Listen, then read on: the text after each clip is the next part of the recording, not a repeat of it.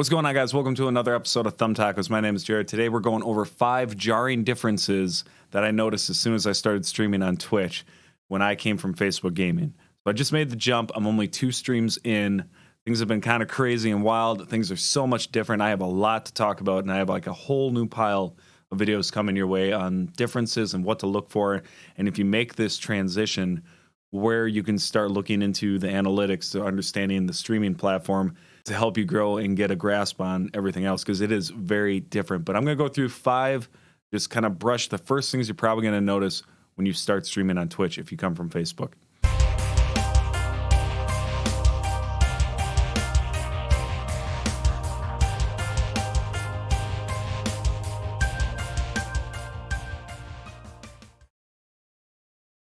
As always, I want to thank you guys for stopping by. If you could consider hitting that like button, subscribing to the channel, then you can keep up with my weekly content on streaming. And if you guys ever want to hit me up live, my Twitch link is in my description now. Okay, tip number 1 that's going to throw you off. You're going to go live, and if you bring anybody over from Facebook, you're going to notice that they don't have their names anymore. Everything's like a coded name and written in one line, and people have to use underscores because there's a lot of the same names being used. So you get a lot of coded names that are going to throw you off at first. Don't get overwhelmed by this. And 2 streams in, it's very interesting to see you feel like you're just meeting like a lot of new people at once, and then you don't want to offend anybody by messing up their names.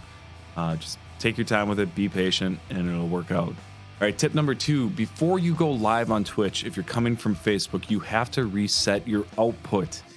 I made this mistake slightly, but it still wasn't good enough. Now, if you are not affiliate on Twitch, you do not want to go past 30 frames per second, because you won't have the benefit of having the downscaling that automatically people can set when they watch their stream. So what you want to do is go with a lower bitrate of like 3000 and a 30 FPS frame rate. That's all I'm doing right now. You could go a little bit lower on the bitrate. I wouldn't go below 2500. The 3000 bitrate, 30 frames per second seems to be working. Make sure you have your bitrate set to CDR, controlled bitrate. You don't want to have it fluctuate, because Twitch's mobile will actually buffer more if you have it set to change. Basically, that's in your advanced settings on your bitrates. Stick with CBR, controlled bitrate. It'll hold the bitrate so it won't fluctuate, and then your app on Twitch won't jump around, so people viewing won't have that buffering as much. All right, big jarring thing number 3. The OBS Studio integration with Twitch is fantastic.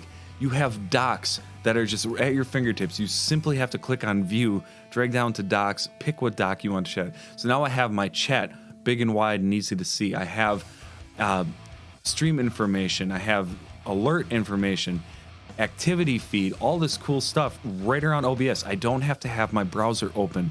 When you're on Facebook, you have to have your dashboard open. They monitor that stuff, or you bring in an external third party. This is great for me because I only have one monitor, and then I have a TV for my gameplay because I'm a console streamer.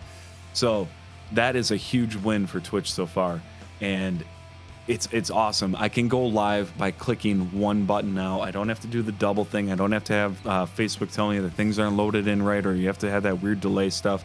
Everything is in one specific spot, and it's great.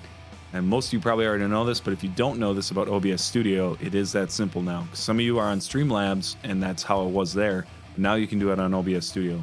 One click, go live. All right, the 4th thing I've noticed, I don't even know if am I saying tips? I think I said tips in the beginning, but it's not really tips. A difference that I've seen, number 4, is emotes and all these cool like little graphic things that are showing up in my chats, and I have to learn and understand what I'm looking at. People get these things and they just use them wherever they want, and it's super cool, and they can be personalized, and you can do all these crafty kind of unique things with it. So emotes are cool. Now there's also a thing that once I get affiliate, you can start using chat points, which is awesome. They have chat points, so if you have a great community of chatters and they come in, they get their stream hours and they start gathering points, and then you can have rewards that they can cash their points into. This seems like a really awesome benefit to people coming into your chats and participating in your stream. There's an incentive for it. It brings the community together, and then you get to pay them back with something extra for their points. Why Facebook doesn't have something like this is mind-blowing, but it's a great feature, and I think this is more like within the last year that they added this, so good job on that. I can't wait to start using it. hopefully we get affiliate. Things are going really well so far. I'm still just a little baby channel on Twitch right now. Oh, and also part of tip number 4. So we're talking about emotes and we talked about chat points, but one thing that you get right off the bat, if you have any friends on Twitch, they can host your stream. So it's like sharing, but they call it hosting, and it's awesome because it's not as in depth, and yet you can still watch streamers on other people's streams. It's easy as pie. There's nothing in there to throw them off. They can go right into it if they want to, and it seems more intuitive than sharing. There's hosting as well, which is awesome. Raids are still raids, but hosting is kind of like a new thing. A little different than sharing, but kind of get what I'm saying. Hosting and sharing is the only comparison I can put between the two. But hooray. And tip number, I'm so used to saying tips, but the 5th difference, and I knew this was going to happen, is Facebook's algorithm still pushes out your stream a lot more than Twitch's. Facebook has that algorithm when you're on that platform. A lot of people make the mistake and they come over to Twitch and they don't have any kind of plan other than to go live. This is a huge mistake, and this is something I've understood from the beginning. Even when I started on Facebook, I used Twitch growth tactics on Facebook. So now I'm on Twitch and I understand that the growth isn't going to be there. I'm not going to get handed viewership. I need to work for it. I got to have a funnel system, other social medias, and start driving people to the stream. Part of the YouTube channel is to drive some traffic over there as well for like-minded streamers. If people want to talk streaming, or if they're into retro stuff or whatever it be, that door is always open. That's why I put the link down in the description. But I try not to push it too much because I also love helping people out. And I'm hoping if you're one of these viewers that happen to be on the fence or thinking about it, this clears up a little bit of air. There is life after Facebook gaming. Honestly, a lot of people are jumping off the platform right now. Facebook will probably do more to try to drive traffic back. But for my own personal case, they could never get me to come back at this point. I'm still going to stream on my group on Facebook. I can still do that. I still talk to people over there. So I still have that connection at least. But as far as trying to run my business on that platform, I'm done. And there's just no way I'm going back to it. Your mileage may vary. So I'm not here to tell you to make the jump. It's just if you're thinking about it, this was my experience so far. And I'm going to have more of these videos updating as many things as I'm learning as I come into here. And some of them are very beginner style. Like, I'm a beginner all over again. So I'm going to keep the beginning tips and things I'm noticing and trying to keep you guys on the right path moving forward. So thank you guys if you enjoyed the content. I appreciate it.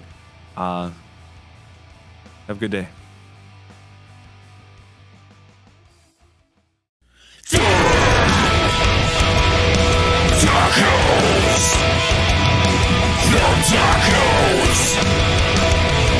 It's Thumb Tacos!